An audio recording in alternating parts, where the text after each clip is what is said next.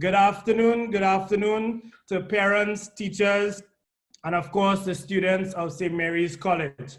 Welcome to day 3 of the CIC Career Week. Over the last 2 days, we hosted 2 different sessions. On Wednesday, we did the business session where we had past students come in and share their experience having been part of the St. Mary's community and going on to do many different things. We also had the science and technology session yesterday, where we had some of our students past students talk about their endeavors in data science and technology, etc. Today, we have our sports and entertainment session. And with us today, we have a panel of past students, but professionals in their own right. We have Shaka Hislop, an ESPN analyst, but also former national footballer. We have Ryan Alexander, also known as DJ Private Ryan. DJ, yes, but also music producer. Dean Ackin, entrepreneur, business owner, Tribe, Ultimate Events, and a number of other businesses. And Kibwe Trim, a former NBA pro basketballer, author, and of course, very proud. All of them are really proud St. Mary's past students. Welcome, gentlemen, to our Career Week. Thanks for having us. No problem. So the purpose of the session, as we've been doing over the last couple of days, is really to give the students who are all most of them are at the point of, most of them are Form 3 students, but we've opened it up to the other years. They're thinking about their subjects. They're thinking about their career path. They're trying to determine, what do I want to do post St. Mary's College? And we've been trying to assist with some advice from our past students with any recommendations that you may have regarding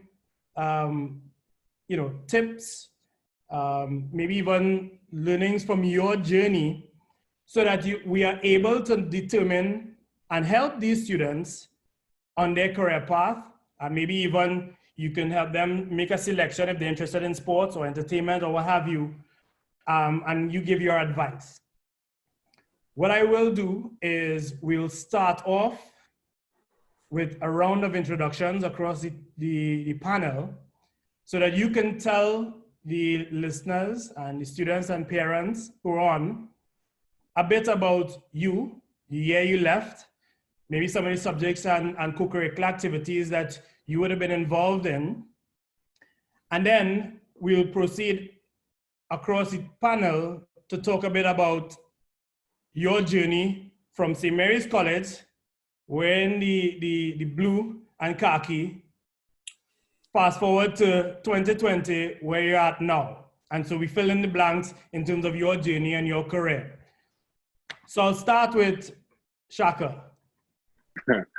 Somehow I knew you were going to come to me, brother. Probably because I left school before everybody else. when you said, say what year you left school, I had to pause and think for a minute. I left CIC. I left CIC back in 1987 before going on to Howard University. And as long a time ago as that was, I still remember my time there fondly. And to the point of the Zoom call, I remember being in Form 3 and choosing my subjects and being given French, even though I preferred Spanish, but I tested better in French. So I decided to do neither and did accounting instead.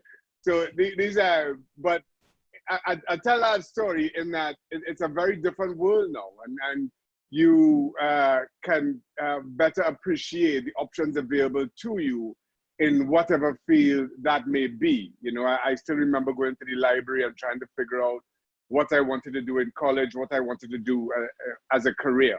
And I'll keep this short so everybody else has their opportunities as well. I will just finish up with the advice that I now give to my own kids as they head off to university and trying to figure out their own paths through high school and what that may look like in terms of choosing a profession. Choose what speaks to you. Think about what you're passionate about. and how you can start to put those pieces in place.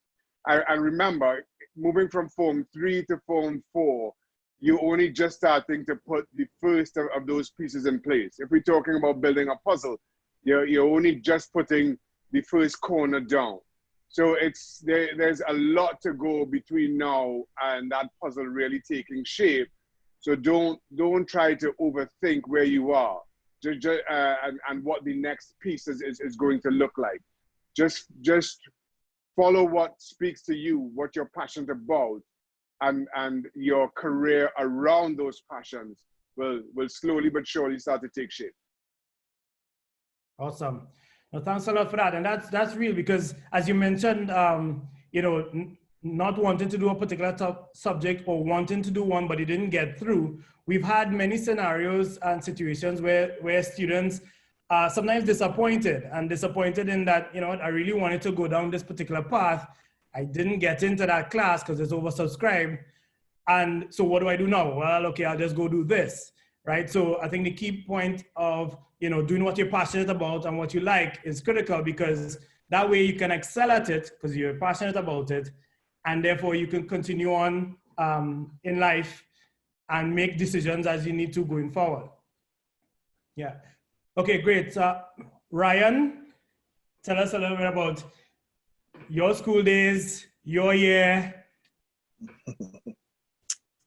I graduated in 2002. So I went straight through till Form 6, right, at St. Mary's College. And I had my years in St. Mary's were very instrumental to everything that followed after, in terms of the relationships, one, that I made, and the friends that I have that I carry through till life and still do business with up to this day, all came from St. Mary's College. Just echoing what Shaka said, one of the fundamental things that I learned and continue to tell people is that you must always follow your passion, right? Entering into this phase is just the first step, as he said, is the first step into really understanding where you want to go. And sometimes you're not going to have the answers. I mean, I was DJing in St. Mary's in college, and I met the friends that then, surrounded me, that then became the pillars for the building blocks of Private Ryan. And why? Because during my time in school, I actually started playing at events live and those things. While I was in St. Mary's, I also was a head prefect. So I was on the e-board, and the e-board, I was in charge of culture. And in that portfolio, I had to plan events for the school, which then, as you see now, I plan Soca Brainwash and do other things, and I did business. So I actually, went into business, and a lot of those things prepared me for even college after, in terms of knowing the preparation to study, the discipline. So there are a lot of things that you don't see that actually become part of your psyche that help you to go forward. And so the years in St. Mary's are some of the most memorable in terms of not just relationships, what I learned, all the wisdom that, you take for granted, sometimes in your youth you take for granted. So yeah, that was basically my experience in St. Mary's. That's awesome. I think it's important to highlight the fact that, and the same thing happens to me. Like a lot of my business partner, investors, first clients and customers, they all came from St. Mary's and that St. Mary's network. So I think that's a key point that we should underscore, that like that network is so powerful that it can take you through life. You're part of an elite network that spans across. And one thing I've noticed about St. Mary's as well is that it produces a lot of entrepreneurs.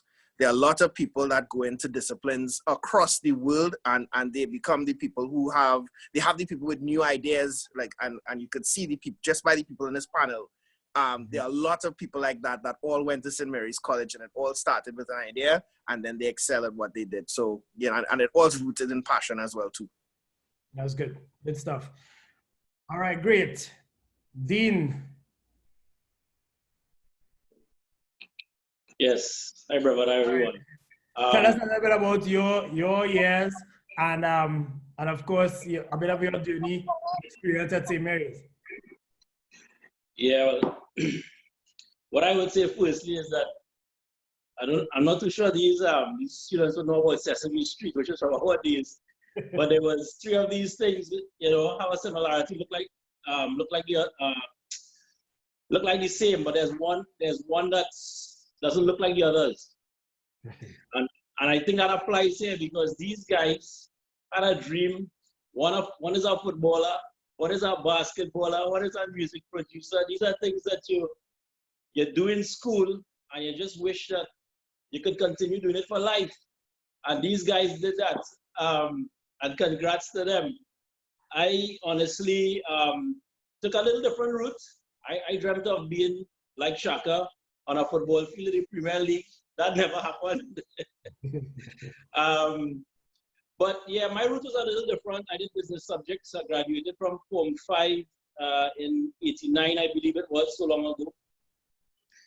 And upon leaving school, my plan was to do ACCA, which I started, and become an accountant, you know, or a banker. So I joined the bank. And I worked there for a number of years, about 12 years. While at the bank, I got the opportunity to go off to university, which is UE. And it was at that point I saw so much, I saw life a little differently, honestly. University does open up your eyes and you start to see things differently. And it turned out that I started to look at business differently and started to look at doing entrepreneurial stuff. And when the opportunity did arise for me to get into carnival and entertainment, I took it. And the subjects that I would have done in Form 5 and in Form 6, which would have been POA, POB, economics, you know, it did help me quite a bit, especially the experience I would have gotten in working in the bank also. So, you know, Mike, I'm pretty happy where I am. And I just hope today we could all pass on some of what we have learned and some of our experiences to these young guys. You know, this Form 3 is still very young and quite often, you know, well, I should say you don't know what you're really going to end up doing, right? The race is not for the swiftest. You know, there's no urgency to really determine what your career is going to be. I think in Form 4 and 5, do the subjects that you like now, whether it be on the business side or whether it be on the science side. And, you know, you will get a little older and then you start to go to university. And at that point in time, then you start to specialize. And then you start to determine where you want to go. And sometimes, even when you determine where you want to go, that doesn't happen. Something else presents itself and you're going a totally different direction, as was my experience, you know. Planning to be a banker, accountant, and you know, getting into carnival. It was never on my radar. You know, football, basketball, and music was always on these guys' radar. I never thought I would have been here, but yeah. So that's my little story in a nutshell. Yeah, brother, just to interrupt, Dr. Wayne Frederick has joined. Speaking of networks that date back to our CIC days, as Ryan was just alluding to, Wayne and I have been best friends since our earliest CIC days. The best we could pin it down to is probably Form 2 and Form 3. But he's just joined us, so I'm not in two places at the same time as the name tag. I'll rename it. Right, but I told Wayne I was going to be on here, and you know, of course, just give him what we've already said, and as Ryan pointed out, talking about networks and the different paths that life may take you. For those who don't know, Dr. Wayne Frederick is currently president of Howard University, and I think his experiences will add to this course. Absolutely. And guys, students, you have a bonus here this afternoon. I mean, if you thought that you know, with St. Mary's College and a career day, we only give you what is advertised. We always go extra. Whether it's Soca Brainwash and you get extra, the extra cup and what have you, Tribe extra, Fete with the Saints, you always get a lanyard extra. And today, well, okay, all that. Right, but I love the fact that Shaka reiterated the point of that network and connection. And so welcome, Dr. Frederick. Of course, he was a panelist on our COVID-19 webinar that we had a couple months back, assisting in understanding the pandemic and understanding the virus. So thanks for joining. Sure, I'm not going to interrupt you guys for too long. Shaka and I talk every day, multiple times a day. We obviously interacted at St. Mary's and have interacted since. And so all I'm here to tell you is that one of the things about the experience that you're having right now is that you're going to meet people who are going to be with you the rest of your life. He was the best man at my wedding. We're godparents for each other's kids. Last week or 2 weeks ago, I turned 49. He drove all the way down from Boston in the middle of the pandemic to come and spend time with me. And so that's one of the things that you're going to get from your experience at CIC as well. I think we've pushed each other to make sure that we're doing the right things, and we're trying to be at the top of our game. I'm obsessed with the journey of life. There's no destination you're going to come upon that's going to completely fulfill you. And so one of the things I'd encourage you, as Dean was just saying, who's also a good friend, is to keep your mind open and keep your options open. Take it as you come. But the friendships that you'll develop will take you places that you just wouldn't imagine. Shaka isn't quite as good as me at football. And I'm probably not as good as he is at operating on patience as well. The difference is he's seen me play and I haven't seen him operate. So we can call him for now. So I encourage you guys to keep doing the right things. But I continue to be impressed with what you're doing with connecting these young people. You guys have the whole world ahead of you. I didn't go to Form 3. I went from Form 2 to Form 4. And Shaka went to Form 3. There's no reason for both of us to be friends, if you think about it. I mean, he was an athlete playing soccer. I probably was a little bit of a nerd, trying to keep my schoolwork straight. And yet still, we've had a friendship that has been in place probably since 1982, 1983. And as he said, we're best of friends to this day. So I encourage you to look around at your classmates as well and make sure that you give them an opportunity to lead you wherever they may lead you. And also to make sure that you're pushing each other, which is what we do. It's not always pretty. It's not always highs. There are lows, but those are the people who are going to be there for you as well, when you're there. And the last thing I'll say is what I tell students here, and that's focus on your mission. I know the education system we have kind of forces you in one direction or the other. I did all the science subjects. I then got my master's in business administration later on at Howard, and I'm now on 2 corporate boards. I'm on the Federal Reserve Board, which is the equivalent to the central bank here in the United States. I'm on the U.S. Chamber of Commerce Board. I probably do way more business things than you would imagine, and I still operate. So the point is that there are multiple things that you could do, and being pluripotent in terms of your skill set is also necessary. I've had a chance to meet Ryan as well, and I think he's an excellent entrepreneur, brands himself and markets himself well. I don't think I have to speak about Dean because I'm calling him every year to try to get a costume. So that says it all for where he's taken us. And certainly I think what Mr. Trim has done in a sport that we're not necessarily known for, and those types of things as well speaks for itself. So I'm not going to interrupt you guys anymore. I have some friends over for the July 4th weekend. We're socially distancing. I encourage you guys to stay safe and stay healthy. But Shaka, as usual, anything that he asks me to do, I'll do. And so he wants me to come and Zoom bomb you guys in a good way.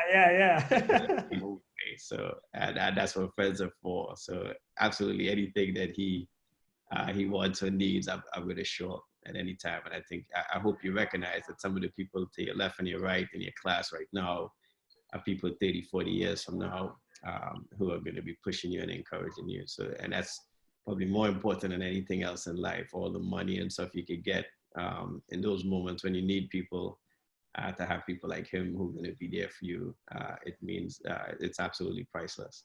So you guys take care. Enjoy your weekend. Thanks for letting me interrupt, Beverett. Good to see you, Dean. No worries. Mr. Chim, Ryan, good to see you. And Shaka, I'm sure before this is over, you'll be texting me to tell me what we talk very soon. You take care. You guys have a good day. Enjoy your weekend. Thanks so much, Wayne. All right, bye. Yes, Freddie. Yes. Okay. So again, always adding value. Love it. We were at Kibwe.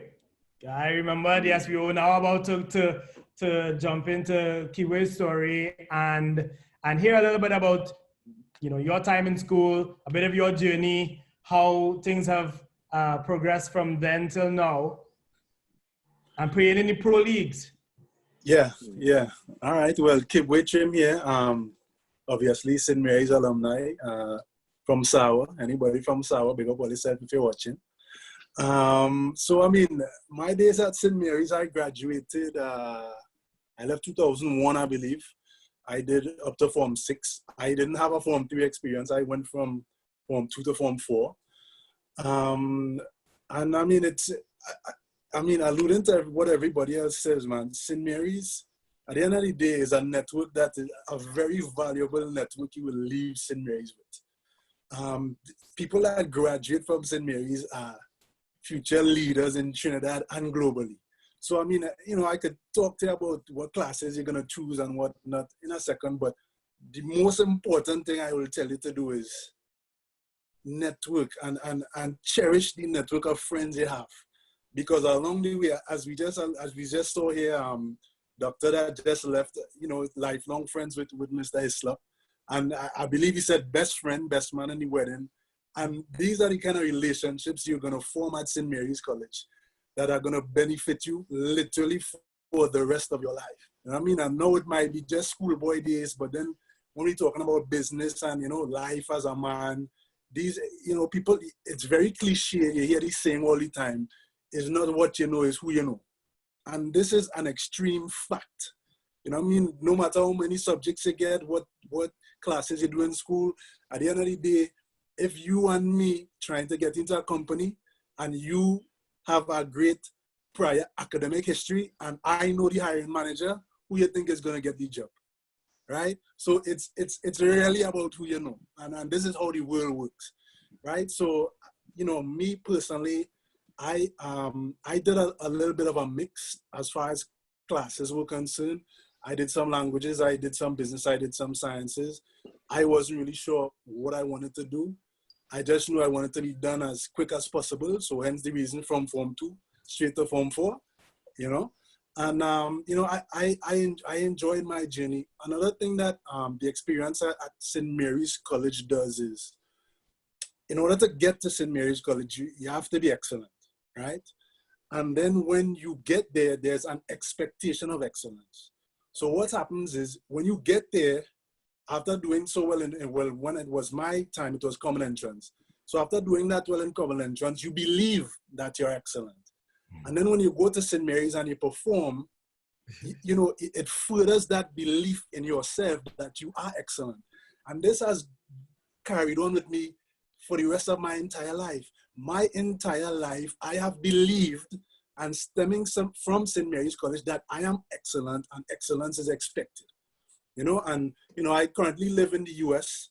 And if you think about things and the way things are going here with all the racial tensions and stuff, for generations past, I feel like a lot of people that look like me were not born and given that belief in themselves that they're excellent. So I think it bodes very well for you guys, knowing that you are part of this kind of excellent culture and that you should always strive to be excellent in what you're doing, because it will take you a long way and it will help you jump hurdles that other people might see and fall flat on their face, right? And I mean, listen, the experience at St. Mary's College has been so great for me. I could talk on and on and on, but listen, guys, again, as far as choosing subjects and things like that of the nature, if you already know for sure what track you want to be on, go ahead and choose those subjects. But the fact of the matter is that could change your life anyway. But if you don't know, just take a broad approach to it. Do a little bit of, like you said, do the things that you gravitate towards. And in the end, you're so young, you guys got a lot of time to figure it out. Yeah, so that's good. That's great advice coming from all of the panelists. I'll start with you, Kibwe, as you're on. You know, let's fill in the gap, because obviously, yes, we would have all enjoyed our time in St. Mary's, whether it's on the field, in the big yard, small yard, you know, pre-fest concert, what have you. And bridge the gap between then and now. So you know, for each panelist, we kind of just look at, all right, you left St. Mary's, but then what happened between then and now in terms of your journey, and just paint the picture so that students know and understand your experience, but also sometimes the pivots that might have had to happen along the way for you to become successful and where you're at now. Okay, well, for me in St. Mary's, I started playing basketball.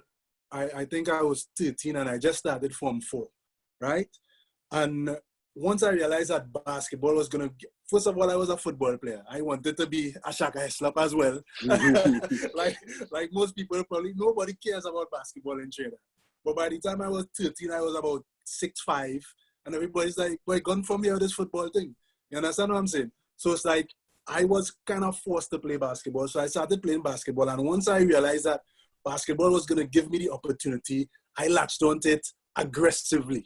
You know what I mean? I'm from Sawa, not, you know, it's just like, this was my opportunity to get a university scholarship to go abroad and play basketball. And that's what I did. I worked feverishly.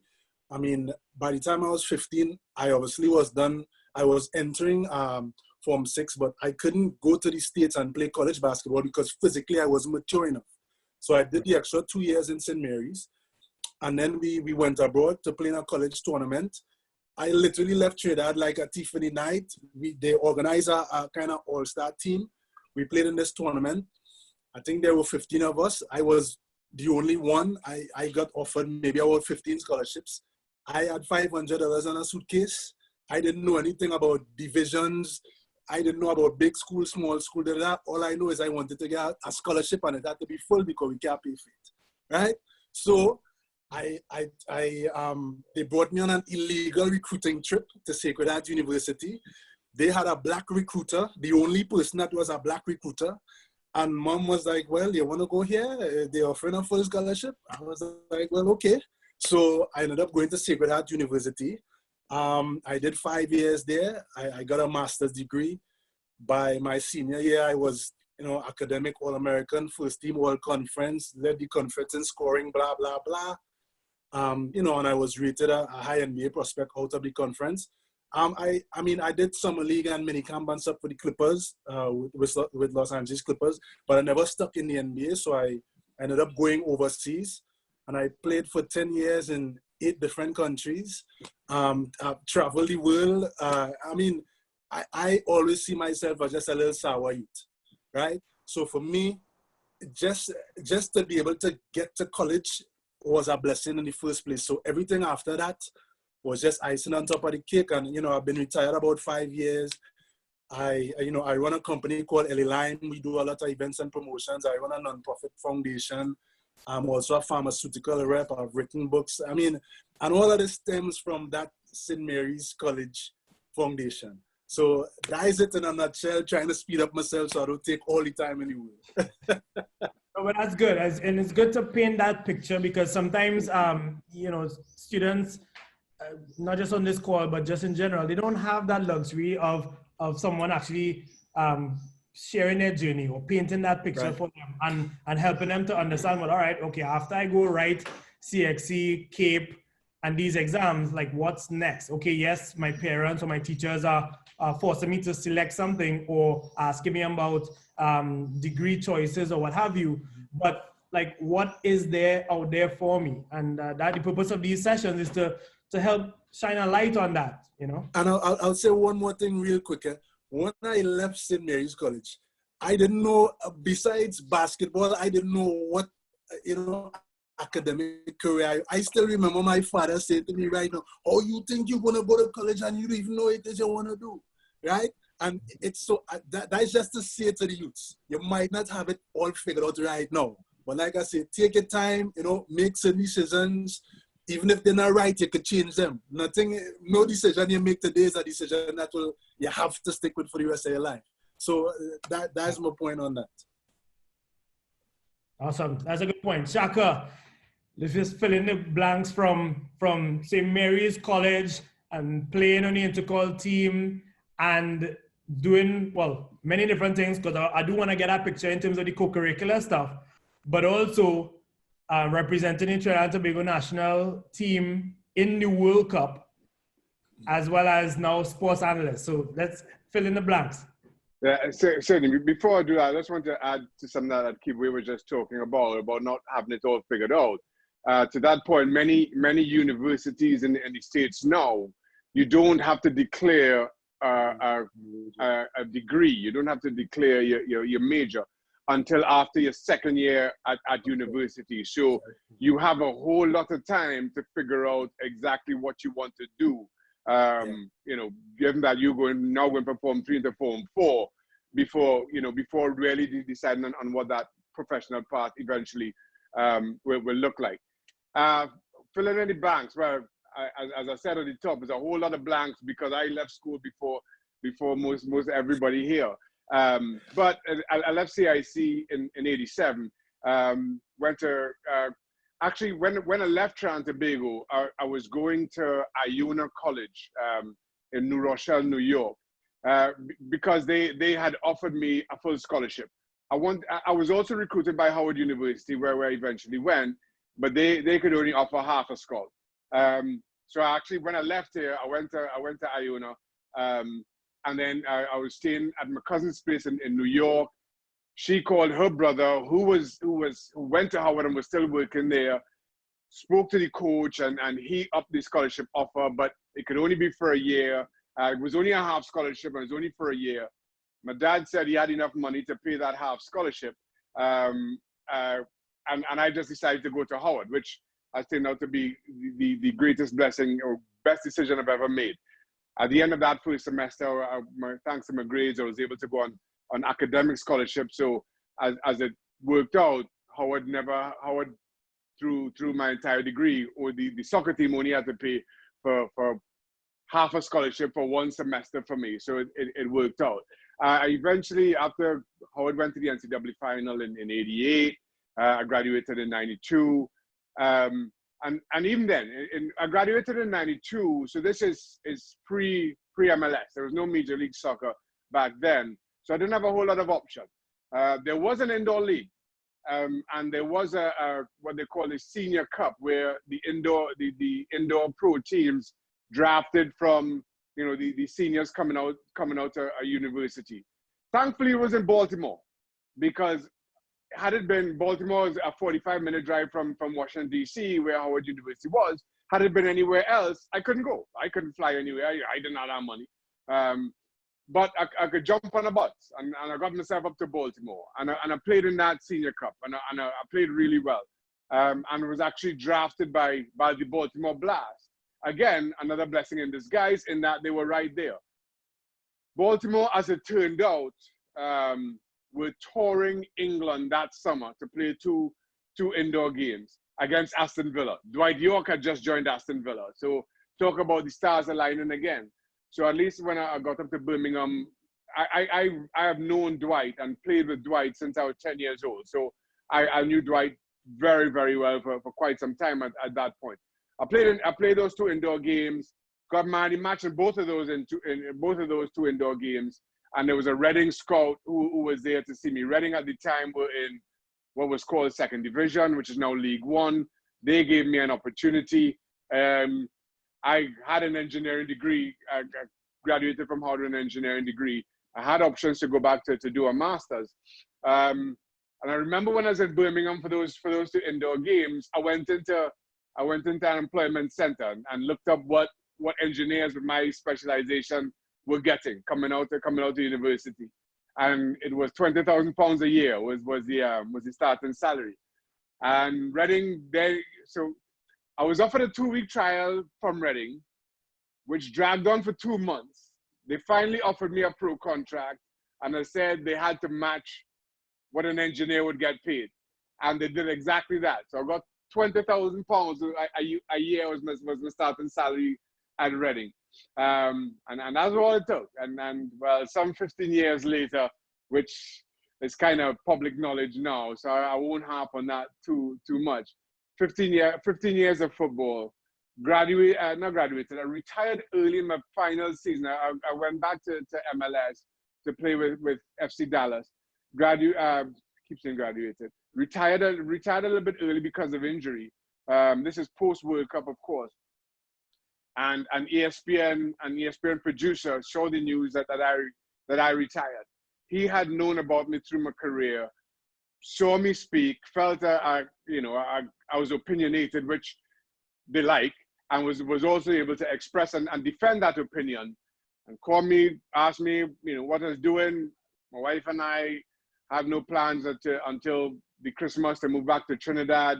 I said, I asked if I'd come up and do a couple of shows. Sure, didn't have anything else to do. Went up, did 2 shows, and then 2 weeks later, got a call from ESPN, offered me a full-time opportunity with them, which of course I took. So my wife and I had to change our plans very quickly. As I said, we planned to move home either the December of 2007 or January of 2008. And then all of a sudden, this offer just fell in my lap. And now my first official day with ESPN was January 1st, 2008. So I'm now on 12 years and counting. So I've just kind of made the most of the opportunities, which again speaks to the decisions that maybe you're making right now. I will continue to reiterate, chase your passions hard, still dream big, but be prepared for whatever life may throw at you. And I think that's the overarching story of everybody's paths on this panel today. That's good stuff. Good stuff. And I appreciate the fact that everybody is reinforcing it, but it is a common thread across all of the panels that people have been reiterating that, look, pursue your passions. Something that, because I guess your passion is what will actually drive you to be excellent in that particular course of study, and maybe push you the extra mile. And then over time doors will open, stars will align, folks within your network will connect with you, and your path will actually open up, and your purpose may be revealed, right? So at this point, I'll invite Dean to share a bit about the journey. Just fill in the blanks between St. Mary's College and the Carnival tycoon, Dean Ackin.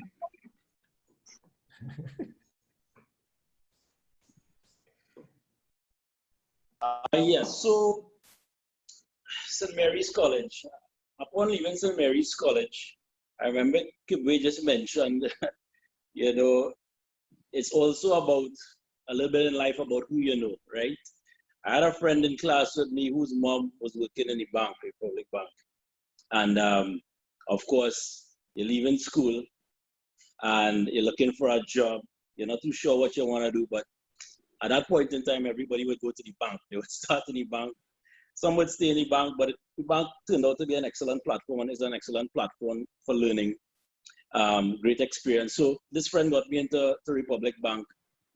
And because my dad was an accountant and all my uncles were into banking, from early on, from this Form 3 level, I sort of made up my mind, well, I'm going into business. I'm going to be a banker. I'm going to be an accountant. And hence went in that direction. While at Republic Bank, I was able to attend university through a bank scholarship that they would give to some of the employees. And attended the University of the West Indies for 3 years and came back to the bank and worked for a while. But then opportunities presented themselves. And my wife's brother, who was into doing events and event planning while he was at university abroad, he came back down and he had just finished university, and he said, Dean, what about you, boy? I see you're on some committees and and these party committees, and let's do a Juve band. And that's when Red Ants started. And we did Red Ants for a couple of years. And these stars kind of lined up, because then my wife and her sister got the opportunity to do what you call a section in Poison, which was a big band back then. And I was like, all right, so in Juve, now we're in Carnival. And for a couple of years, we did that in Poison. I think Shaka was probably one of my first then. So don't worry, you used to sneak away from training to take a wife. I was keeping that secret down. I was keeping that secret for you.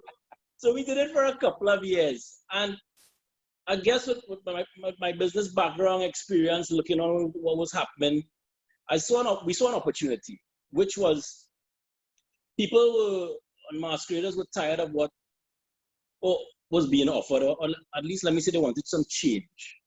So we sat down long and hard, and we tried to figure out what was that change they wanted.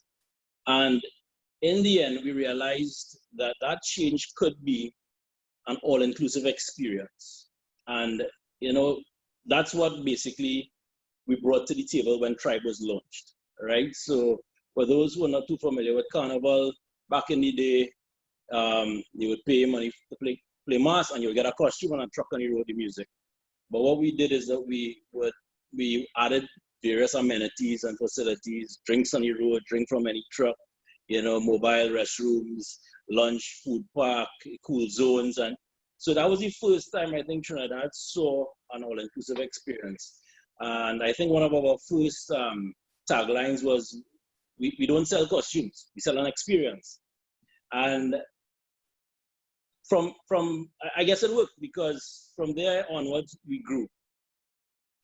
And from Tribe, since about 5 to 6 years ago, we started to launch similar products to Tribe, targeting different markets, right? So there was Tribe, and then there's Bliss, there's the Lost Tribe, there's a partnership with Rogue and Caesar's Army,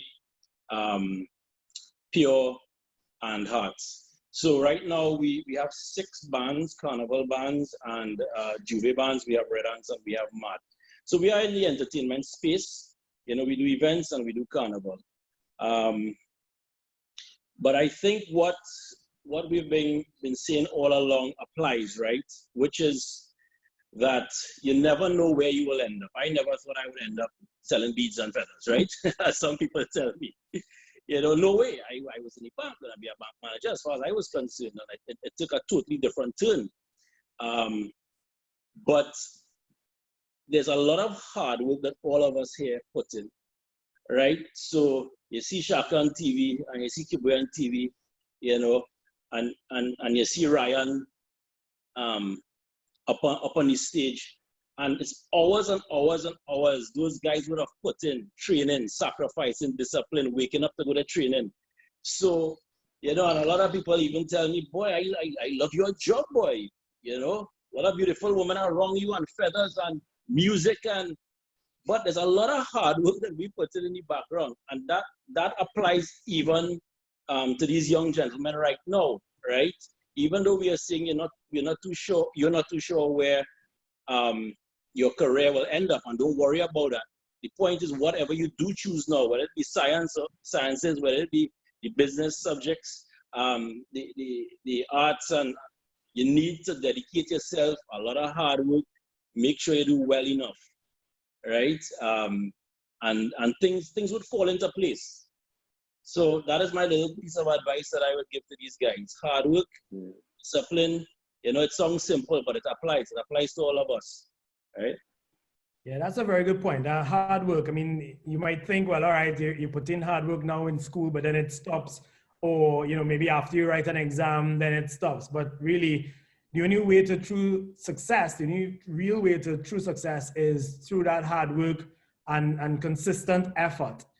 And I think one of the things that you guys have also mentioned is that, to me, I've seen where St. Mary's has kind of helped me, and it sounds like for most of the panelists, continue to learn. So you learn how to learn. So it's not that you necessarily are learning one thing and one subject and that's it. but you're given a foundation and you're given the tools so you learn how to continue learning so that later on in life, if you have to pivot, if you have to make a change, you're fully equipped to be able to make that change because you've learned how to learn. And that's something that I've seen come out quite a bit across the different panels. Ryan, if I may just, sorry, if I may cut across you for a moment, Ryan, I just want to build on something that Dean just said, and he's absolutely right. I think hard work and excellence is a habit, regardless of what that field may be, you know, and Dean is telling the story that goes to the old cliche, it takes 10 years to become an overnight success. And that is something I think many young people in particular take for granted. Exactly how long it takes Dean Ackin to be as successful as he is in what he does now, and the steps that it takes to get you there. And why I make the point that hard work and excellence are habits, and those can be applied in whatever field of work you're in. And even if you feel that you're in the wrong field, I'm amazed to hear Dean say that, you know, he started off in the bank, and look how different his career path is now. During the recent quarantine, I've taken the opportunity to read a little bit more. One of the books I read was Shoe Dog by Phil Knight, the founder of Nike, who started off as an accountant himself, and he's always thankful that he had that experience of working with numbers and knowing what a balance sheet looks like, and profit and loss, and how that all affects the success and possibly failure of a business. So he went from accounting to founding the biggest sports apparel company the world has ever seen. And Dean going from working in the bank to selling people an experience. And oftentimes when you work in the bank, I'm sure Dean would agree, the last thing on his mind is, you know, this is going to serve me well, you know, when I launch my carnival band. But because you apply that hard work and that excellence to that, it translates so well to what may come in the future. That's awesome. No, good stuff. And so now we transition to Ryan. One thing I'll just let all of the attendees note that if you do have any questions, I'm seeing them coming in. So if you have any questions, use the Q&A module and click the button, and you can leave your question there to either any individual panelist or all the panelists, and we'll address it live, or in some cases we respond to you directly if we can't get to it. Right? Okay, so Ryan. Well, my journey is one boy. When I left St. Mary's, as I mentioned, actually, let me just get to right before I left St. Mary's. While I was in St. Mary's, I started my journey with music. So I made this pact with my parents. Not a pact, but it was an agreement. My mother always said, keep your eyes on the ball. Your education is going to be the backbone for everything that you will do in the future. And so my parents always acknowledged and knew from the time I started getting involved with music that it was something that they never stifled. They just said, make sure and do well in school and you can do anything you want. So while I was in school, I would DJ at clubs, but I still excelled in St. Mary's. I left St. Mary's and took a year off, and I worked in island finance, actually selling loans. I decided I wanted to take 1 year before heading off to college. So I had that year to do what on the SATs and really just figure out some stuff.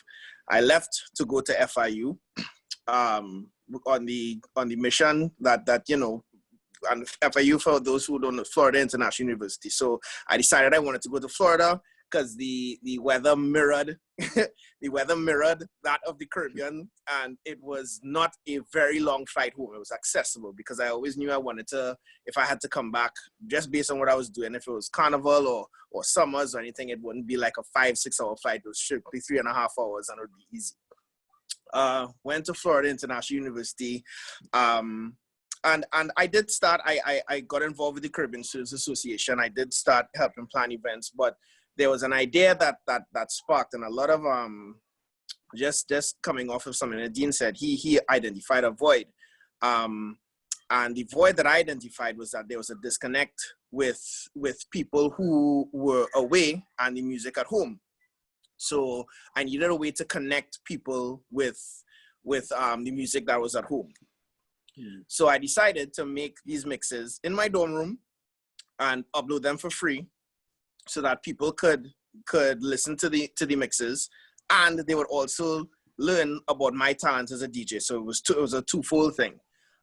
Hence the reason I got, and then the purpose of showcasing that was that because there was an idea in Florida around the DJ community that if you're from Trinidad, you can only represent soca, which coming from Trinidad, I know is not the truth, because we listen to everything. You know, that was a misconception. So I branded myself DJ Private Ryan, the most versatile DJ in the world. And that tagline has stuck with me. While I was making these mixes, I decided to give them all personalities. So all of them have an identifiable brand, an identifiable look and feel to them. And I always had the idea that I'm going to do this because the day I want to expand on this experience, I have the name already. Hence the reason Soca Brainwash, Soca Starter, all the things that I turned into events eventually. While I was in college, I still maintained the same thing. I studied, but you know, going on what Shaka and was saying as well, there are a lot of hours that people don't see. So I would literally, on a weekend, I would have like a group session with my schoolmates. We are planning projects and do things. I would literally fly and sometimes land and go straight to my group sessions. There was a Jamaica Carnival. I studied on the plane. I went to my hotel room, studied in my room, left my room to go play, went back and studied. When I used to come home for Carnival, I would do a midterm literally on Carnival Friday night and then have to play in Dean's party in Red Ants right there. And I came and I did all that. There was a lot of hours of work. So I was simultaneously building a following while I was in school. Then fast forward to graduating, I spent another year in Florida, and I did tour the circuit up there as a DJ. And then I came home. I moved home, you know, when my visa was up, I moved home, and then I was wondering, well, what am I going to do next? And that was when I had the ideas. Listen, I think I want to expand on what I'm doing. And that is where I decided that I wanted to make Soca Brainwash, which was this festival type soca event, and have it on Carnival Saturday during the day. And you know, I always tell people that the people some of the people I shared that idea with, they told me it was never going to work, because who's going to come out on Carnival Saturday during the day in the hot sun to party? And I still went ahead with it because, again, I was very passionate about it. It's something I believed in. And as a creative, I knew I could make the experience. So it took, you know, I decided to do it, I think in November. I think it was in November, December, and this party happened in February. And since then, Soca Brainwash has traveled around the world as I think one of the #1 soca events in the world, as an export of Trinidad and Tobago. I've also traveled extensively around the world as a DJ. I've entered into the world of production now as well too. So, you know, I did work with Freetown, who, again, look at the network. So go back to everything we've spoken about. Muhammad is a CIC boy. Muhammad was in my class, and I know him. And you know, as unorthodox it is, he's not a soca artist, but he's very creative, has a great voice, and I decided to work with him. And the results of that, look at that from just the network. So a lot of there's a commonality in a lot of the threads here. The people that I was surrounded by, like one of my good friends is also one of the people that helps you plan Soca Brainwash. We were in school together in St. Mary's College. Kevin Licorice, who went to school, and Kibwe knows because Kibwe is good friends with Kevin too. So you see, like I can't stress enough how important it is to maintain your friendships, you know, value the relationships. Excellence it requires hard work. People may see the glory, but they don't know the story. The story behind it is a lot of hard work, dedication, and sacrifice. And in terms of the path that you may take, as we've all said, you know, it is not a dire right now to know exactly where you're going to end up, because the way that life goes, life is a river with many different channels, and so you just don't know where you're going to end up. But the backbone of it is dedication, hard work, excellence, and just do what you're passionate about. I think that's the best way to describe it. Solid advice. No, very much appreciated.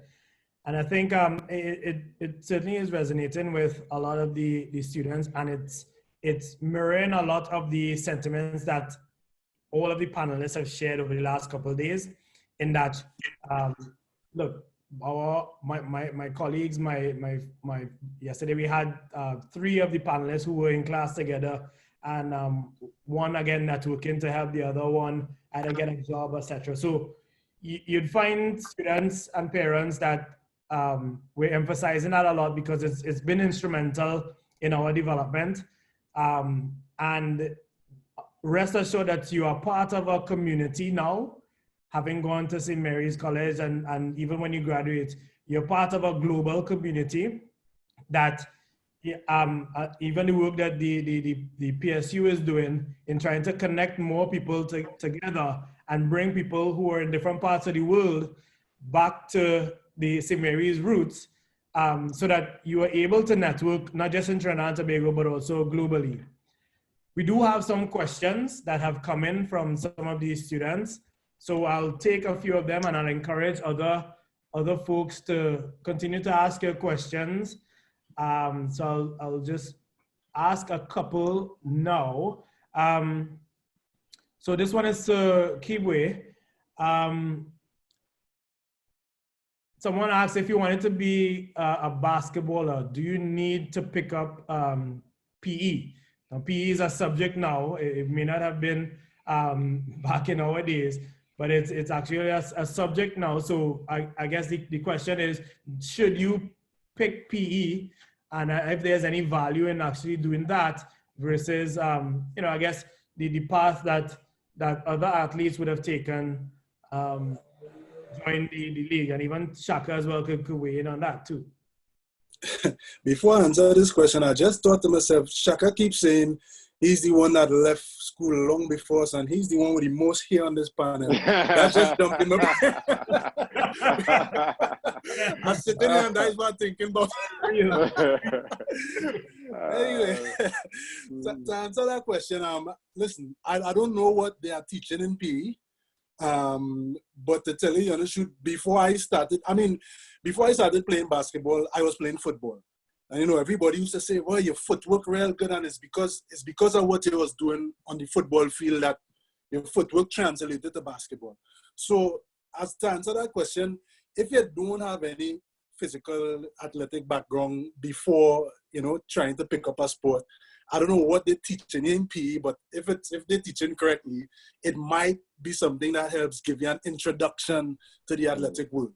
You know what I'm saying? So in that regard, I would say, you know, like I said, I'm not teaching there. I'm hoping they're teaching something that's valuable. But if you hadn't had any foray into athletics, and that's something that you're thinking about, a PE class, because I mean, in sports, you know, you have to have proper balance, you have to have proper technique. Yeah, you know, and these are things that you might be able to learn in a PE class. So, you know, my answer would be, yeah, it could possibly be valuable before you go into, you know, a major athletic career. Yeah. Okay, and we have another question for Shaka. How would you suggest someone who might be interested in getting into sports analysis? What type of, I mean, you would have taken a different route, but if someone is actually really interested in sports analysis, what sort of career path would you suggest? Yeah, it's actually a question I get a lot, and one that I feel I'm so ill-equipped to answer, because as I mentioned, this career just kind of fell into my lap.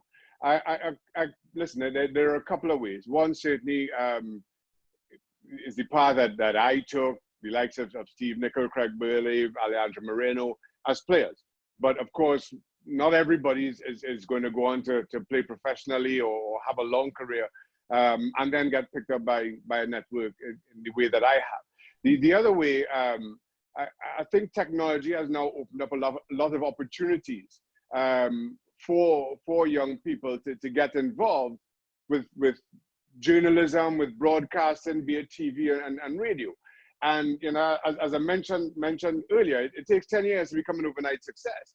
So sometimes it might just be you writing a blog, or you doing a podcast or a video blog, or whatever it is, and your only audience is your roommate and your mother and father, or whatever it may be.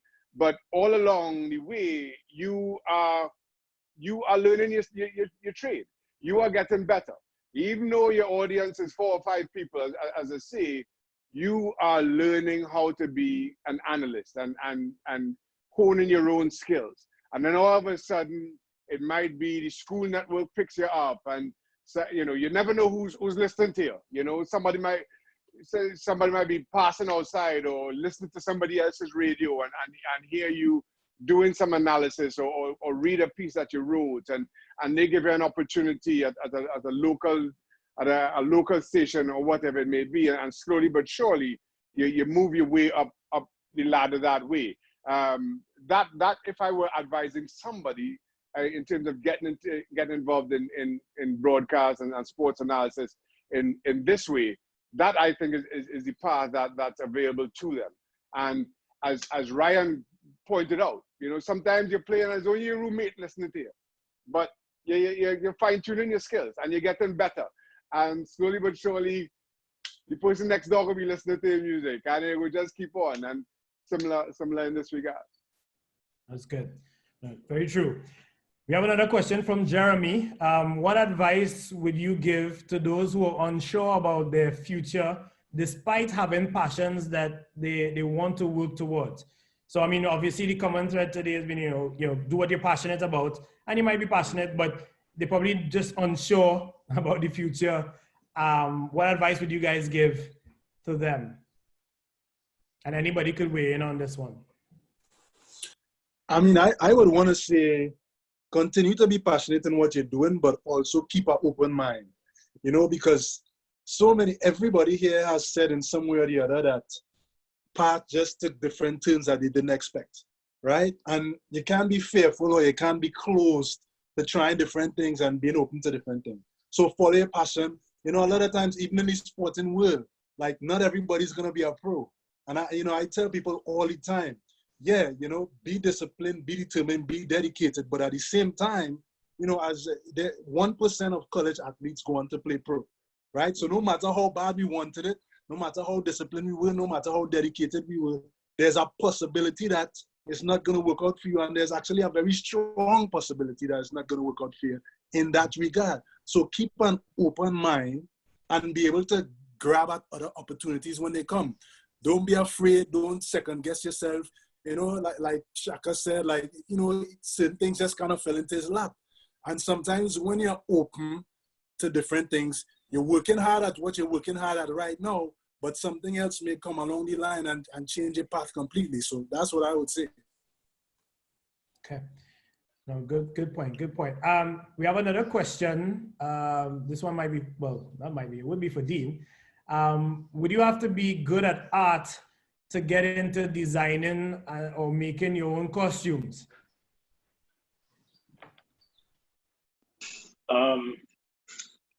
I would say having an artistic and a creative bone in your body or background is important. There are different ways that the designers go about their process too, right? There are some that would sketch the designs first, and therefore, if that's the case, yes, you need to be good at that type of art. So they would sketch, they would get their designs approved then, or that stage, or at least we know what direction they're going. And then they would go on to purchase materials and put together the materials and make a prototype. But I will tell you, most of the designers that work with us, and generally in the carnival industry, they go straight to the prototype phase. So to answer that question, I would say no, it's not absolutely necessary to have a degree in art or do art in school.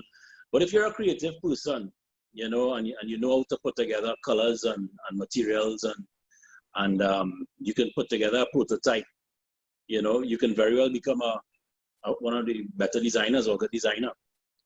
So that would be my answer.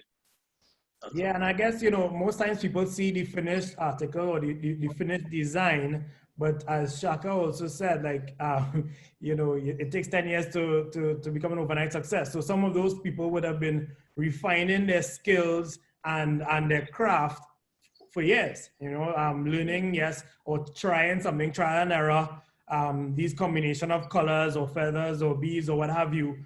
And then ultimately, yes, maybe coming to you and saying, hey, you know, let's try this, or I have a prototype for you that can then ultimately be used. So, you know, just continue to refine your craft and your skill.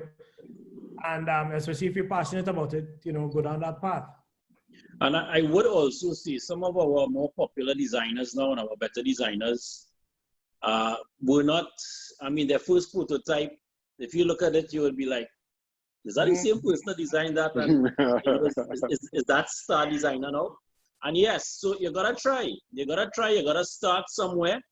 And once you're open to criticism and advice, you will grow, right? So that's important. Yeah. All right. So let's go down memory lane a bit, right? You know, we all would have had a fine time. I mean, obviously, yes, there are ups and downs in life and even in school life. But let's just take ourselves back now to St. Mary's College.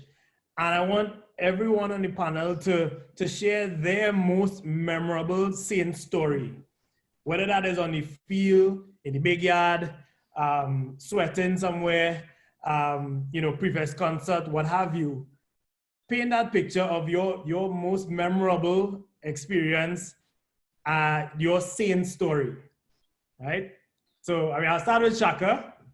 Why you keep coming to me, boy? I'll start with Shaka. Well, that's a hard question. I don't know. I don't know if I could, if I have a most memorable, you know, story about CIC. I will say this, and I've made no secret of this fact. So when coming up through CIC, playing football, as I mentioned earlier, I played in the junior national team from the age of 10. By the time I hit 15 or 16, I was playing one age level up. So I was always the youngest in the teams, you know, and I never felt like I fit in. And I never felt like I fit in. And I didn't enjoy playing junior national football for a long time. And representing CIC's first 11 is what kept me in the game. Playing for Hayden Martin, who was also a teacher at the school at the time and the first 11 coach, is what kept me in the game. And I've had the opportunity to say thanks to Hayden for that and for being the coach that he was and allowing me to continue in the game. So that for me, as opposed to any single story, kind of, especially in the way that my life has panned out, sums up my CIC experience. So between my friendship with Wayne coming through school and him pushing me pushing him, and CIC being there to keep me in touch with my own passions is my greatest, is my biggest takeaway from my experience at CIC. Yeah, that's good. That's good. Okay, Kibwe. Yeah, it is like Shaka said, and there's a hard one. I mean, as far as stories, you know, I think one of my most memorable was winning a college tournament basketball championship with St. Mary's. I think we ended up beating QRC, and that was, you know, that was a highlight for me at St. Mary's. But it's funny because my memory is not the best, right? So I asked my brother, I said, boy, you think it's anything you can remember about CIC? And my brother literally, I think I should have brought him on the panel to describe my memories. My brother was like, boy, you remember you used to carry me into call, boy? And in those days, it was Tiger Fitzpatrick. And boy, I remember Tiger beat a man so bad on the line, boy, and leave the man standing up. Then he said, you remember you used to carry me St. Mary's Mayfair, and we had Scant Out, and Detrimental Song System was playing, and that is Private Ryan, right? So I feel like I should have brought my brother on this panel to tell those stories. But again, I think the sum of it all, as Shaka said, you know, playing small goal in the big yard. My first dunk on a man ever was on St. Mary's College outdoor courts. You know what I mean? So things like that, those experiences, I think these are some of the defining years, because as a youth, you're trying to find yourself and trying to come into your own. And let me tell you something, that first dunk on that man, for me, was one of my defining moments. One of my defining moments in life, you know? So, I mean, not one particular story, but I mean, the sum of the whole, man, it was a great experience. And like we've all said on this panel, it has stayed with us, that foundation has stayed with us and has traveled with us up until right now. Nice, that's awesome. Detrimental songs. Ryan, they get called out there, so I'll jump to you. Yeah, some of your memories. Actually, he hit the nail on the head. The formation of Detrimental is iconic in terms of my development. All of my St. Mary's, will be Kevin, Brent, Jonathan Murray, all of them who I'm good friends with, and all in various professions now. But we started that DJ group in school. We used to play for the college Mayfair. I, as a prefect, I used to plan, help plan the events, and being on the e-board was fun because, we got to basically, command that aspect of it. Intercall games, memorable, especially the rivalry, especially when we used to play St. Anthony's and all these, these are big events, and just all those it's so many things to isolate to one good memory, boy. Like over the years of being in St. Mary's, it's just things that are just just like priceless memories that you just take with you, and they do really. While you're in it, you don't appreciate it. Like, you may not appreciate it fully, but when you really look back, you understand that those are some of the most valuable things. And the people you've met, the experiences, the lessons, we could go on and on about stories from St. Mary's. It is, trust me, you could be here all evening talking about those things. Yeah, no, that's good. That's good stuff. And it's so right. There's so many memories. And, kudos to the school, the teachers, and everyone for allowing us to get to that point and creating that environment for us. So, Dean, your memories, you turn on the music now to include as part of the... Well, what I would say is that if some of my partners were here, they would probably say the best part about St. Mary's was the fact that Convent was next door. I'm surprised Ryan didn't do that. Well, facts. That's real facts. So that's one highlight. But like the rest of those guys, honestly, I cannot point out any one defining moment of memory. For me, I played a lot of sports. Right, I played a lot of cricket and a lot of football, all through under 14, under 16, twist 11. So for me, the grounds, not really Pembroke Street, but Serpentine Road was when I think of St. Mary's College, that's what I think about. I used to look forward to going down there 3-4 times a week in the afternoons to play games, etc. So, and I think what is important is that having a balance between extracurricular, for me it was sport, and your academics is very, very, very important. Especially team sports. Team sports and playing in a team teaches you a whole lot that you don't even realize, that you depend on others and others depend on you to achieve your objective. You learn how to win, but you also have to learn how to lose too, right? So sport teaches you a lot. And if you're not into sport, you know, it's really advisable to do something else besides books. I know Freddie said he was the nerd, but Freddie would play. Freddie was on that big yard court with Shaka, right? Yeah. You know, running balls. So he was a bright fella, but he would get his sport in. You know, you need to be able to relax, to be able to chill. Also, you know, besides beating the books. So that's very important. And for me, it was sport, and it was the Serpentine Road, the grounds, St. Mary's grounds. That's my best memories. I know, that's good. And Cottonwood next door. That all that.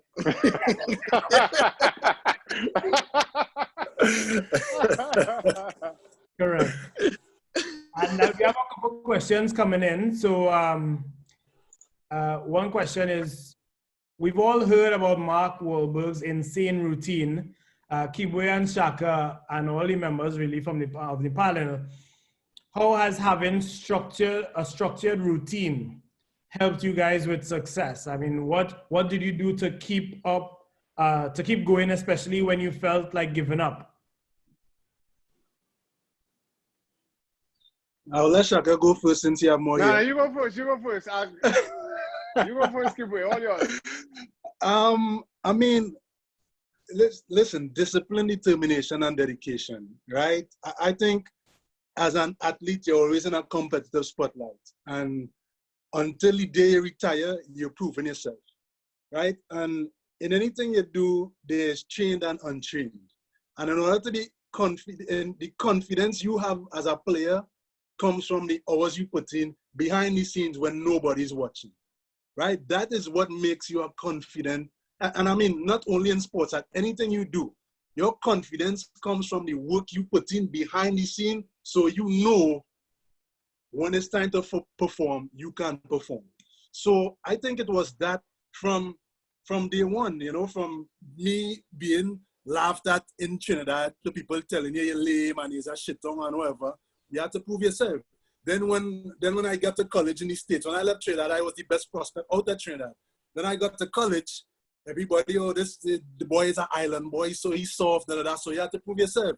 No, when you go pro, I mean, you are literally competing with grown men who trying to feed their families, right? Mm-hmm. So if you don't put in the work, you will get laid to rest, so to speak.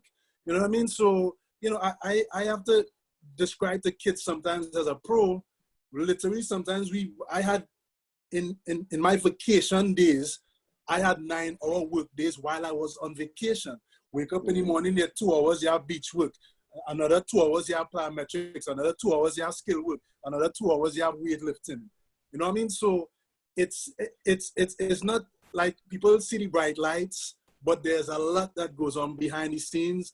But what always drives me is the fact that I know my confidence in my game and knowing what I can do when it's time to perform comes from the work that I have to put in behind the scenes. And if I'm not doing it, somebody else is doing it. And when it's time to perform, I will be exposed. And who wants to be exposed on a big stage when the lights go on?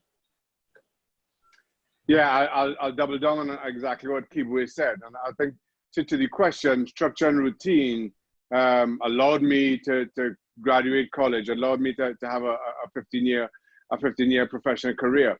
And I say that, and I really feel my college years served me well in giving me the discipline around that structure and routine, because I had to balance my academics with my athletics.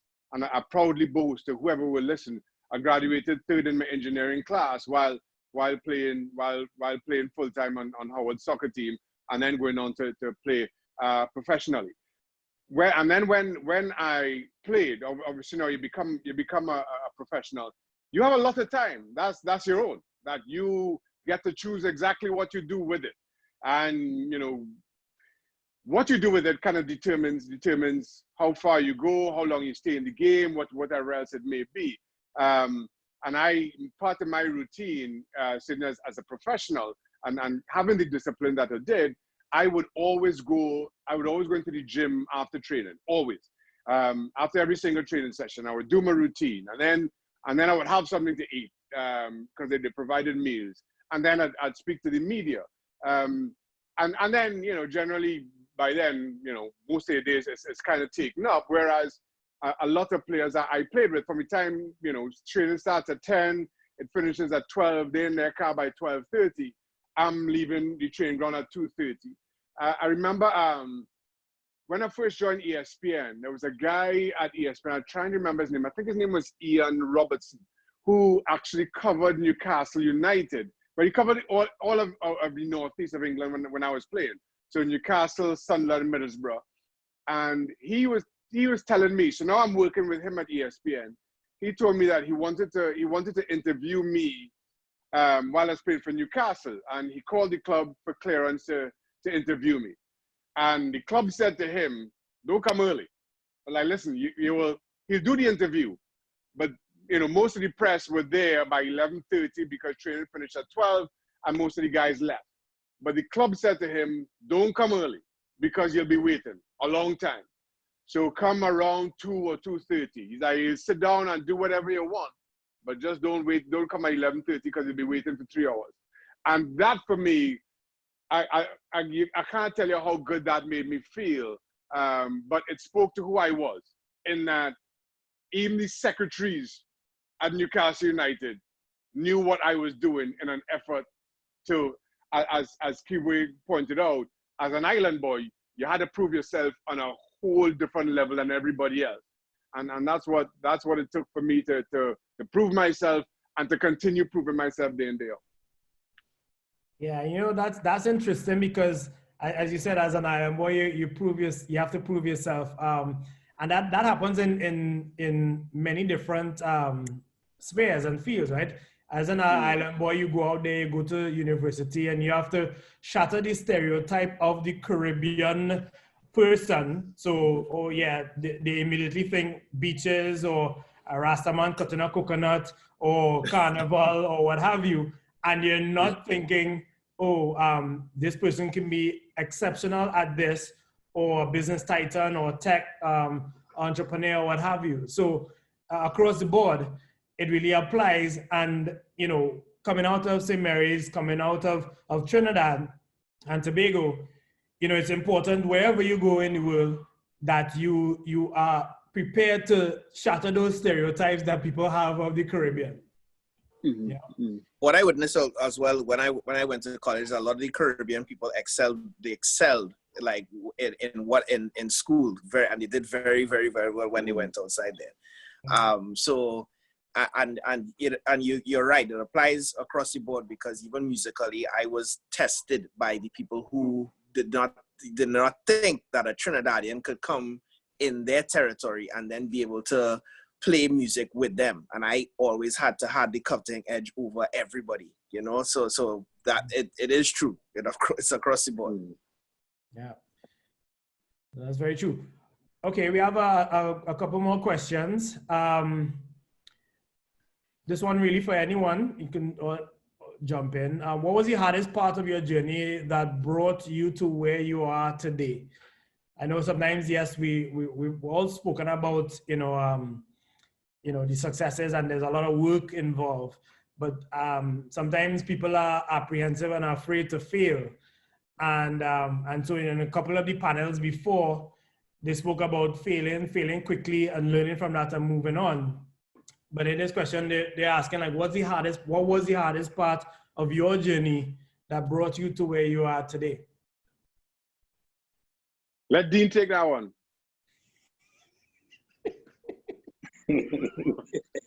Shaka, you're afraid he comes to you first again, eh? But Mackie picking on me, boy. You're like a chemistry teacher. Chemistry teacher back in the day. I never did also. Hey, elders, well, respect for the elders.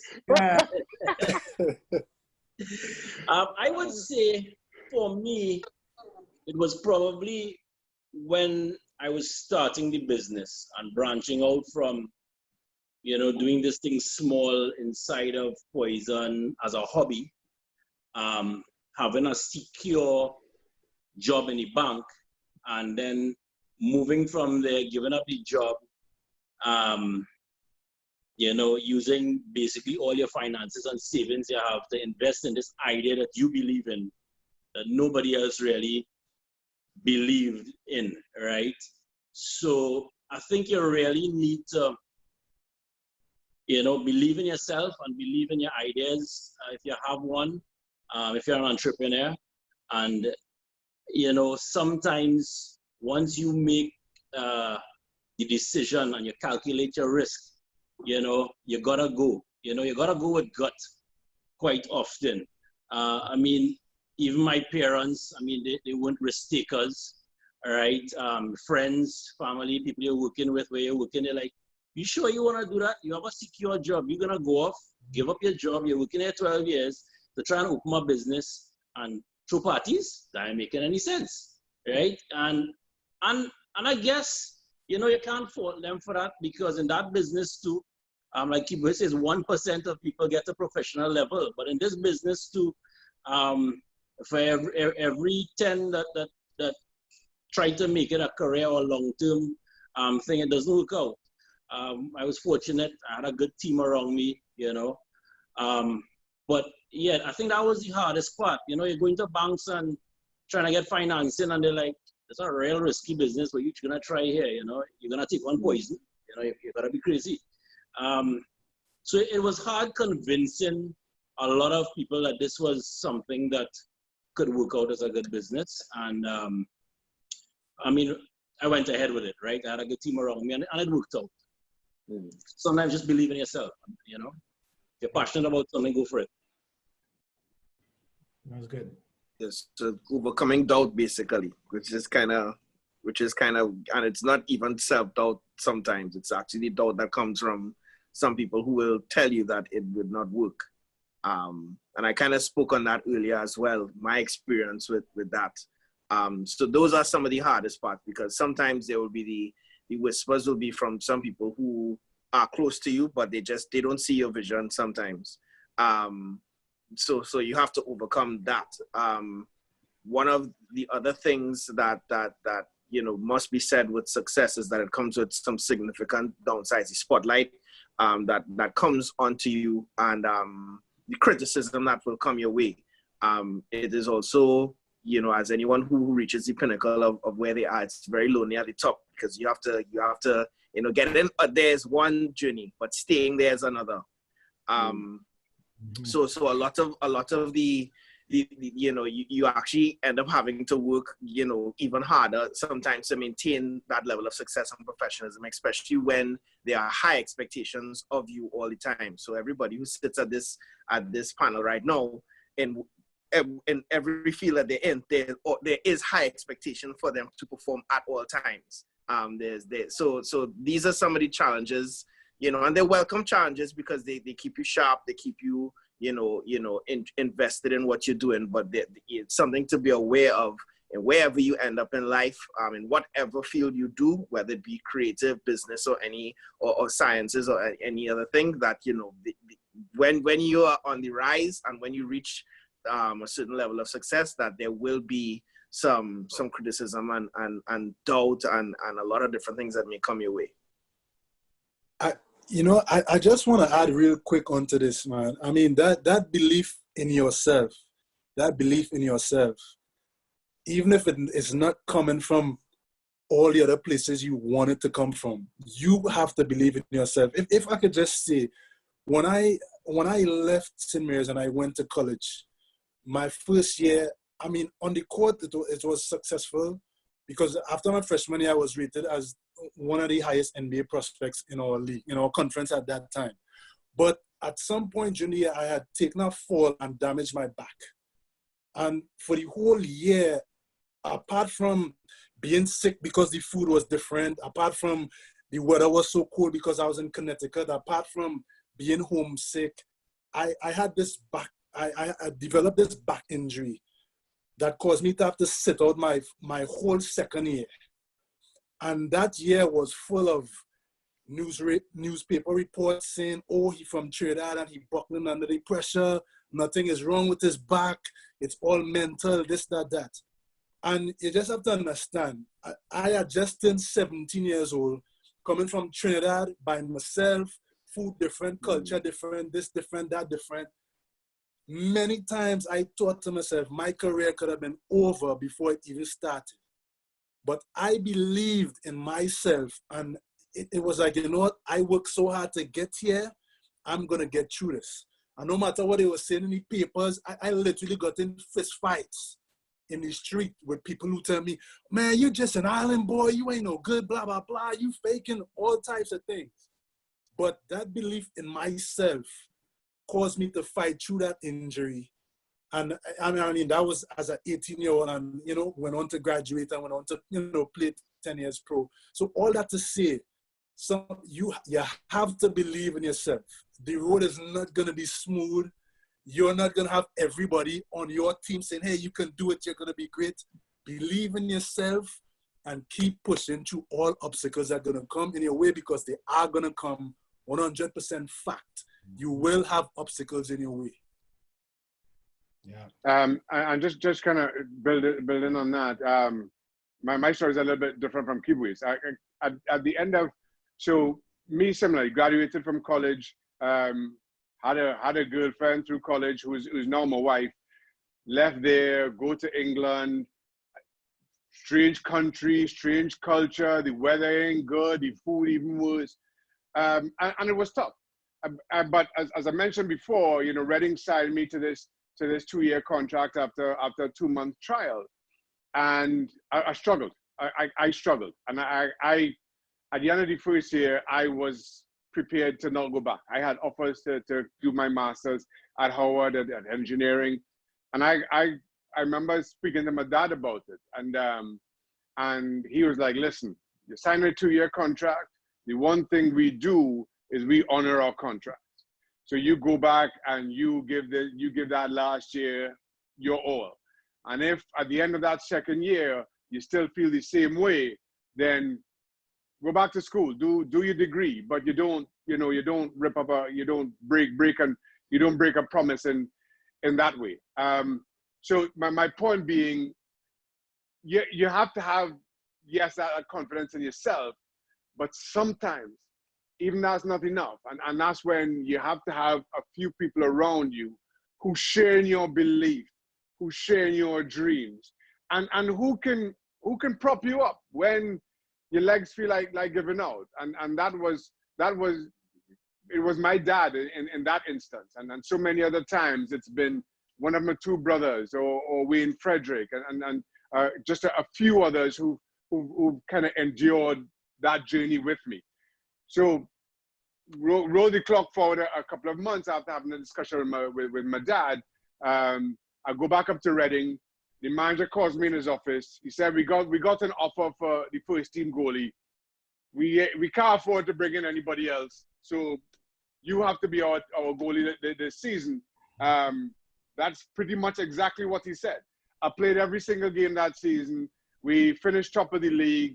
We got promoted up into what is now the championship, and I become Reading's starting goalkeeper and I play one more season at Reading. And I did a radio show with the captain of that team, and Reading fans, through effectively what was 2 years of football, have rated me as their 3rd greatest ever player on the back of 2 seasons, when I could have quite easily called it a day. And, you know, and this 15-year career that I keep boasting about, you know, would not have been. So just to build on the back of what everybody has to say.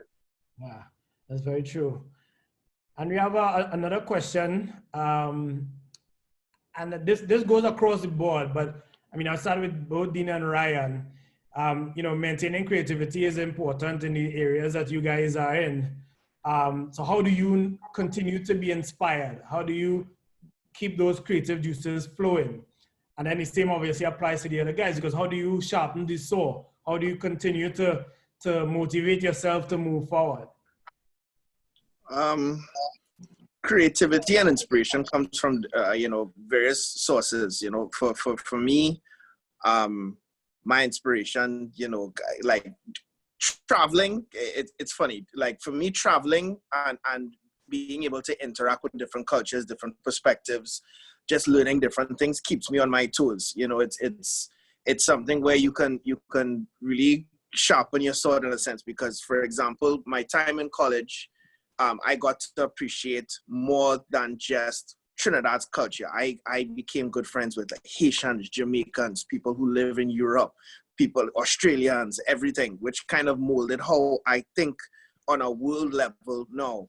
On the other hand, it is sometimes good to step back, because in silence, you know, you get ideas could come to you. So it's important not to burn out as well too. Which ironically, you know, because, you know, I was traveling so much, this silence now, the period that I've been home for the longest period, I've actually found myself at my most creative in terms of my ability to make music and write music and just even interacting. Like for me as a DJ, I never used to talk and play, but now I got that skill just by being inspired to do it, and that came from within. It's something that I may not necessarily have done, you know, prior, because I just would have been on the go. So, you know, it's important to know yourself, know when you need to step back, know, and also be inspired. You know, there are a lot of people that you can look at in whatever you do and be inspired by them, whether it be a great player, a great surgeon, a mask maker, a musician, an artist, a writer. You know, it's important to also allow yourself to be inspired by others. I think that's something. So it could come from various sources.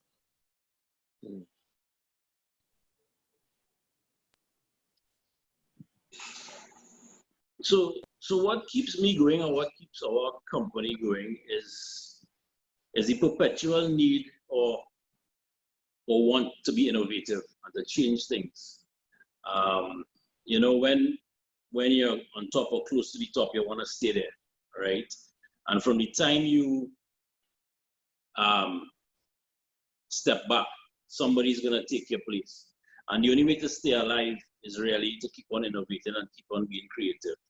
So you're more or less forced to in business to be that way.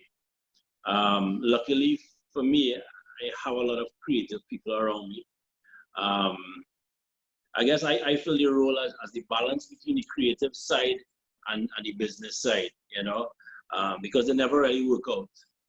The financial people and the creative and the marketing people never work out. So I'm always in the middle trying to come to a compromise.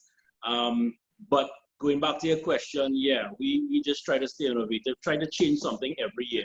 So we'll have meetings and we'll sit back and we'll be like, all right, what next? What's new? What could we do on the road?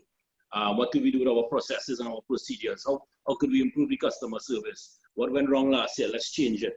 So it's that sort of attitude you need to have if you're to stay on top. Yeah.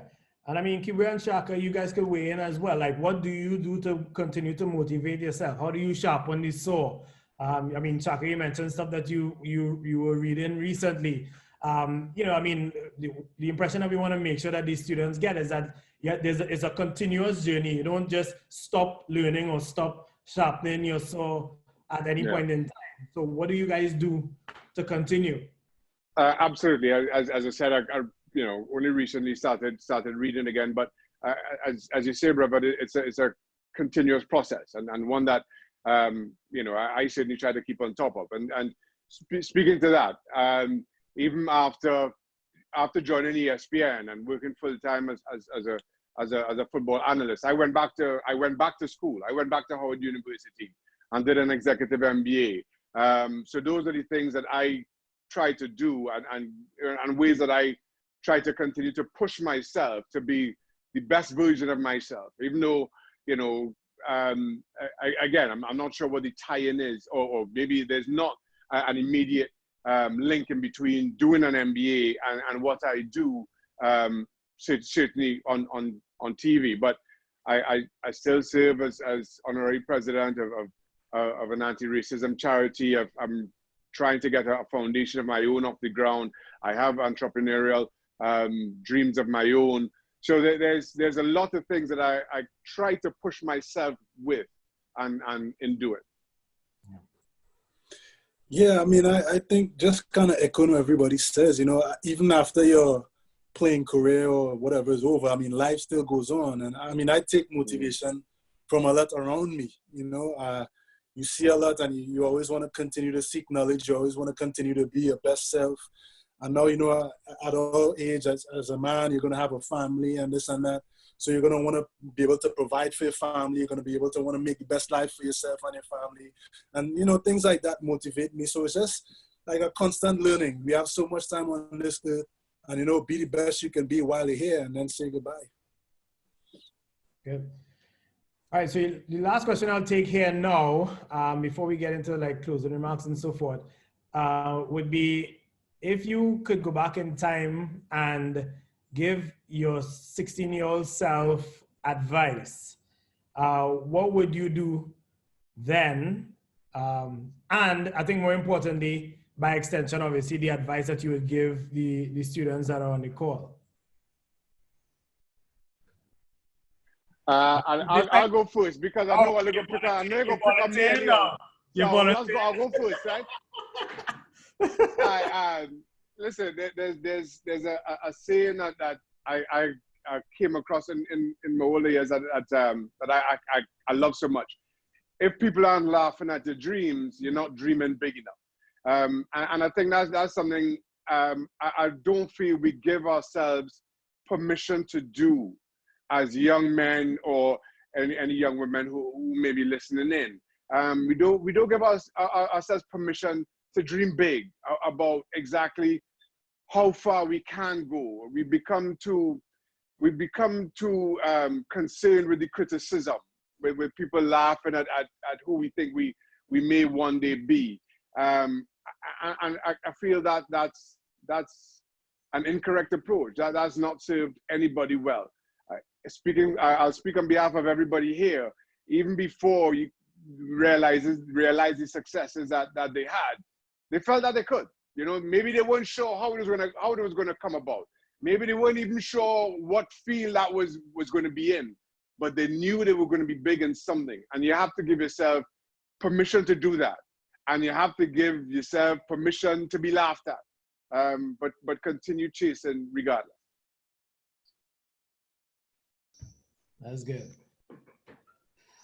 I don't think I'll tell my 16-year-old self. I think that you are the sum of your experiences.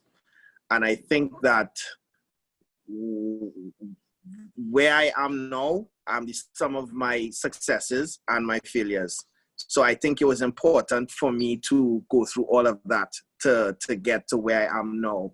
I would just tell myself to appreciate the journey, because the thing is, the things you take for granted are the things that you end up appreciating the most. And while you may work, you know, I can't stress this enough. Your relationships, your friends, the memories, those are the things that make you smile as you get older and you go through life. As you see, you know, Shaka, you know, has his best friend Kibwe. You know, you have fun memories of your friends, and even apart from everything, you know, Dean, everybody, and I see everybody here all the time. I still work with Dean, you know, from inception. Actually, Dean, the one of the conversations you had, you know, I just remember this, and when you were forming Tribe was with my sister. I remember, and it was in the same office, like the accounting office that I'm at. So you see how everybody is interconnected, and she was the one who said, you know, that's a good idea. So, you know, you have to appreciate the journey, you know. You know, I don't think we were meant to be armed with all that knowledge at that age, because we might have made some real decisions.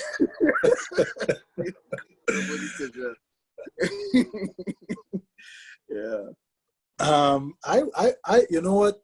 I would tell myself two things. I would tell myself to work even harder, because I believe that throughout the life, if you're disciplined, determined, and dedicated in what you're doing, you will be successful and you will make things happen.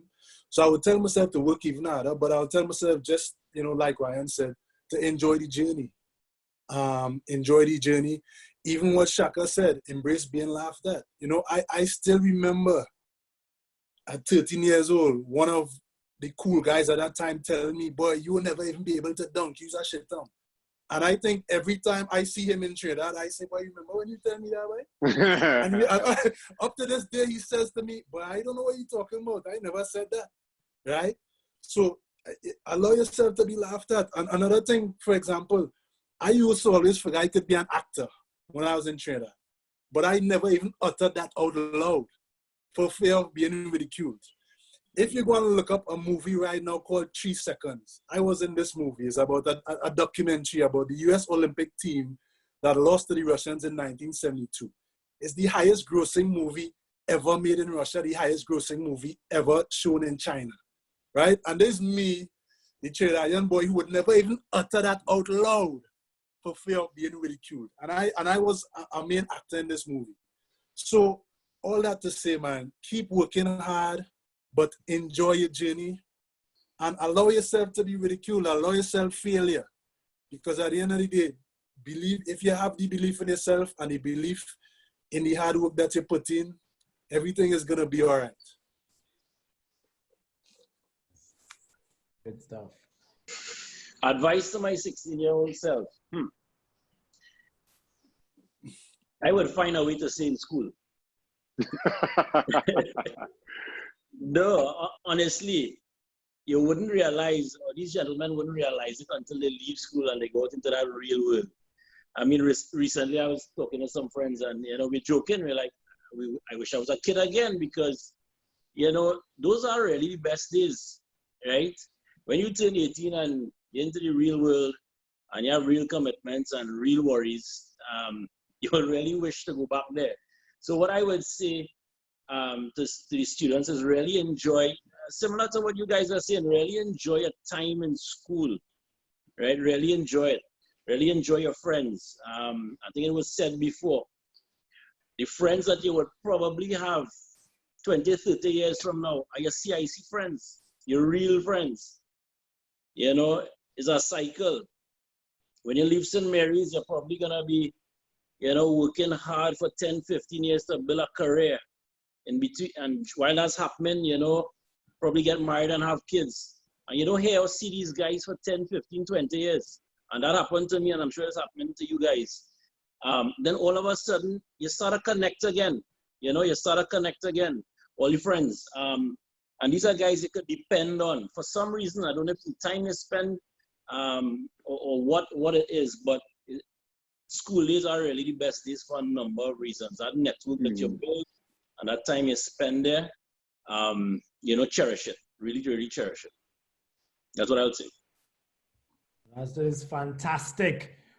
So on that note, gentlemen, I truly, truly appreciate the time that you guys have taken to share these pearls of wisdom and these nuggets with the students.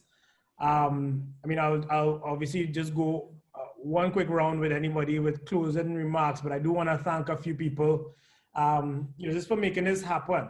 This is obviously would have started off as a career day for Form 3s initially, but we've extended it to the entire school. So I do want to thank, first and foremost, the chairman or chairperson of the Parents Teachers Support Group, Shelly Prasad.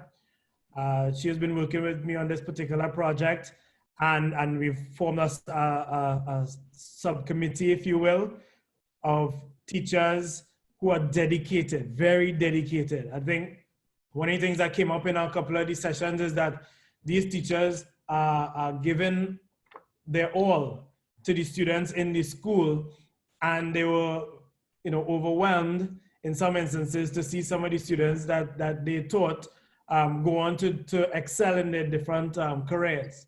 And so we always want to give thanks and you know, give respect to the teachers who would have shaped us at these formative years. I also want to thank the principal for his willingness to actually take a swing at something like this.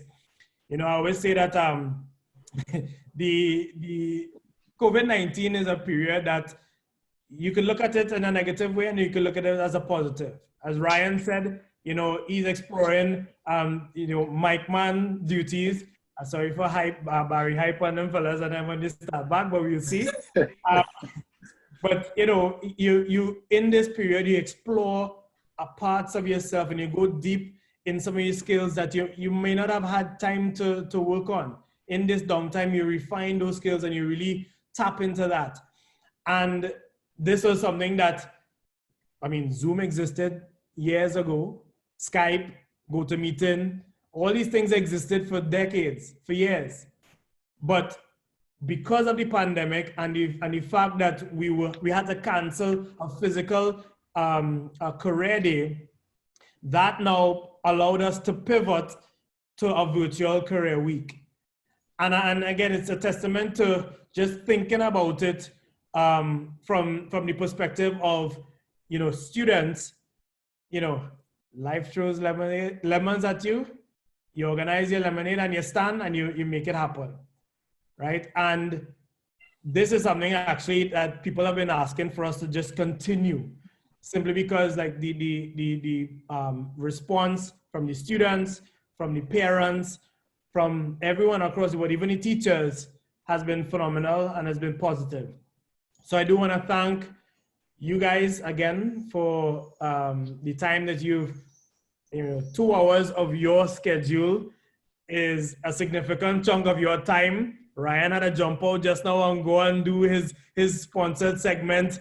Shaka on TV, Kibwe, you guys are handling stuff. We have, I don't know about band launching, Dean. We had to talk about, carnival. We had to, it's supposed to be band launch season.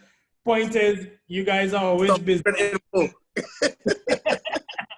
You guys are busy, but you always are willing to give back to your alma mater, and I truly, truly, truly appreciate that. Right? So thanks a lot, guys. I don't know if you guys want to say, anybody want to say anything, closing remarks? This time I want to go first because I have to, I'll just say something for a couple of minutes and then I have to jump off. I just wanted to say to the students, St. Mary's College is a special place. And St. Mary's College is not about the walls and as iconic a building as it may be, and as much history that continues to be made right there in the heart of Port of Spain. St. Mary's College is about the students. And you don't need any more in life than the person sitting next to you, the one who is driving you to be your best, who's insisting that you don't take the easy way out. Stick with that person. That person will take you very far. You have the support, you have the foundation, and now just go on and make it happen and continue to fly that CIC flag high.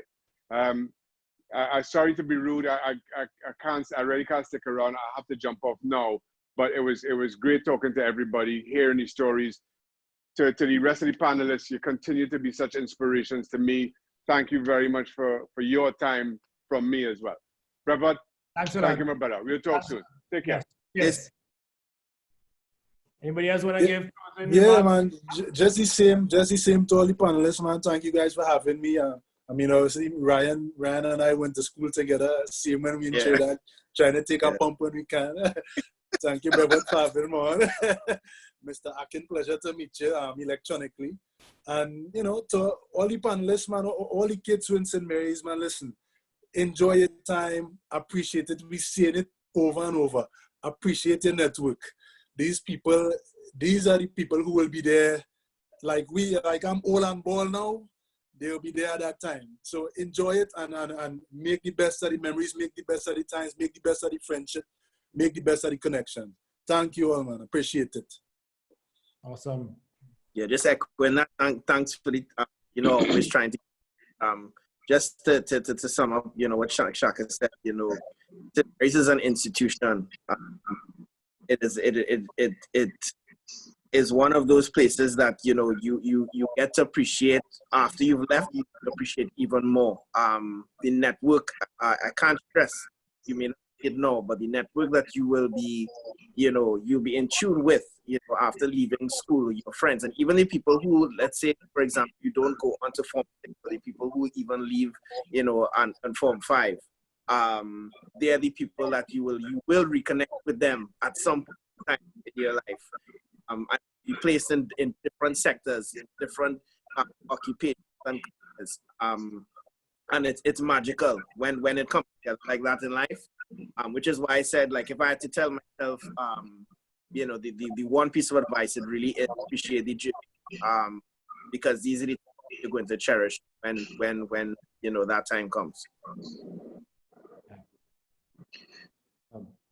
Yeah, my closing words to these gentlemen would be to be men of integrity and honesty, not only hard work, right? I would tell you, if I had to hire someone, or if I had two staff, one is full of integrity and honesty, but doesn't work as hard or doesn't perform as good, and there's another one who's an excellent performer, bright spark, but is a dishonest person, or is not a person of integrity, which one you think I would keep?